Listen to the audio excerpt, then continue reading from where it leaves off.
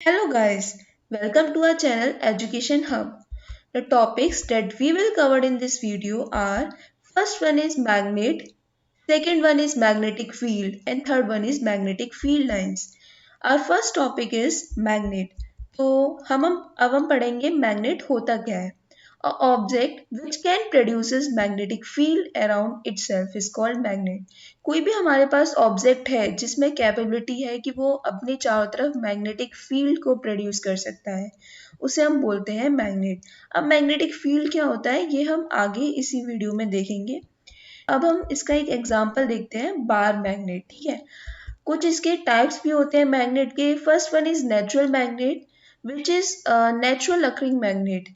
ठीक है, इसका एग्जांपल है lodestone. Second one is artificial magnet. इसका एग्जांपल है bar magnet. It is actually type of man made magnet. ठीक है, आई होप आपको समझ में आया होगा यहाँ तक. आगे चलते हैं हम. सेकंड टॉपिक है हमारा यूजेस ऑफ मैग्नेट. ठीक है, यूजेस ऑफ मैग्नेट में जैसे अगर हम सिंपली बात करें तो वैसे तो मैग्नेट का आजकल हम बहुत सारी चीज़ों में यूज़ करते हैं, लेकिन यहाँ पे कुछ हमने कॉमन एग्जांपल्स लिए हैं. First one is speaker. Speakers में हम मैग्नेट का यूज़ करते हैं.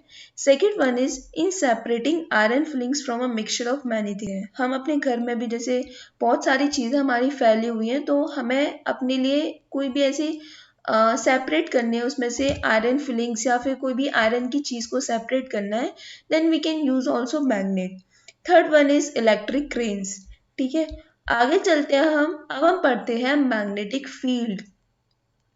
मैग्नेटिक फील्ड क्या होता है? It is a region around a magnetic material और a moving electric charge within which we can detect magnetic force. ये एक मैग्नेटिक मटेरियल के चारों तरफ एक रीजन होता है, या फिर हम कहें एक मूविंग इलेक्ट्रिक चार्ज के चारों तरफ एक रीजन होता है जिसके अंदर हम मैग्नेटिक फोर्सेस को डिटेक्ट कर सकते हैं. Magnetic force is what? Which are actually producing by the magnetic material. ठीक है, अब ये इसको हम थोड़ा डायग्राम की हेल्प से और अच्छे से समझते हैं. हमने यहाँ पर एक एग्जाम्पल के लिए एक मैग्नेट लिया है और उसके ये साउथ नॉर्थ पोल है और second one is south pole. अब हमने कोई भी एक another material for just detecting magnetic forces, हमने एक यहाँ पे आयरन मटेरियल लिया है ना, छोटा सा पीस लिया है उसका. अब ये क्या करेगा, मैग्नेट जो होगा उस आयरन मटेरियल को क्या करेगा, अपनी तरफ अट्रैक्ट करेगा. ये जो अट्रैक्शन हो रहा है वो किसकी वजह से हो रहा है? मैग्नेटिक फोर्स की वजह से.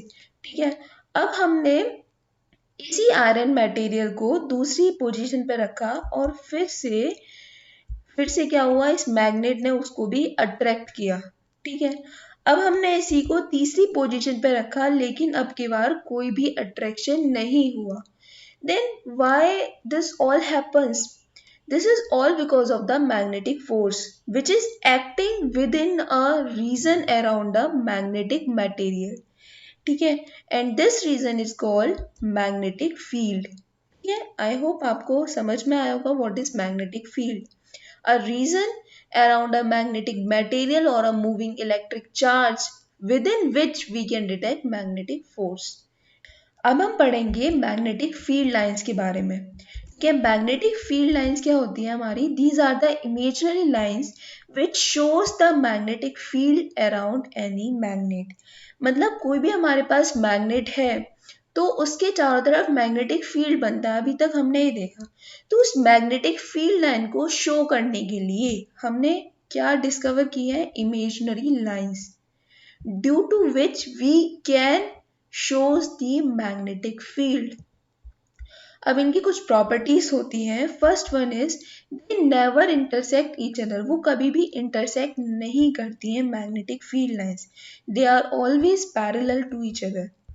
ठीक है, they second one is always form close loop. ये जो मैग्नेटिक फील्ड लाइंस होती हैं वो हमेशा क्लोज लूप फॉर्म करती हैं. ठीक है, third one is these are crowded at poles. That's why MF strength is more at poles. MF means magnetic field. तो ये मैग्नेटिक फील्ड लाइंस जो होती हैं क्राउडेड होती हैं एट पोल्स. दैट्स वाई जो मैग्नेटिक फील्ड स्ट्रेंथ होती है वो सबसे ज़्यादा हमारी मैग्नेटिक पोल्स पर ही होती है। पोल्स मतलब north pole and south pole. Fourth one is direction is from north pole to south pole. जो मैग्नेटिक फील्ड लाइंस होती हैं, अगर हम मैग्नेट के आउटसाइड देखते हैं तो वो north pole to south pole travel करती हैं। अब हम फिर से जाते हैं फर्स्ट प्रॉपर्टी पर, तो it says that they never intersect each other. तो हम इसका एक एग्जांपल लेके समझते हैं। हमारी एक मैग्नेटिक फील्ड लाइन हमने ली और ये दूसरी ली, तो ये दोनों जो मैग्नेटिक फील्ड लाइंस है वो क्या कर रही है, एक पॉइंट पर जाकर इंटरसेक्ट कर रही है, ठीक है। अब इस पॉइंट पर अगर हम डायरेक्शन देखें by both of these two magnetic field lines, तो इस एक मैग्नेटिक फील्ड लाइन की वजह से डायरेक्शन इधर होगी, और जो दूसरी मैग्नेटिक फील्ड लाइन है उसकी वजह से डायरेक्शन दूसरी तरफ आएगी मैग्नेटिक फील्ड की, which can't be possible. We can say that they never intersect each other. Why?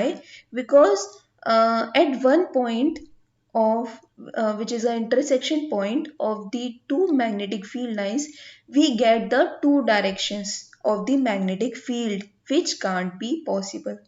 ठीक है, अब हम नेक्स्ट टॉपिक की ओर बढ़ते हैं, विच इज डायग्राम।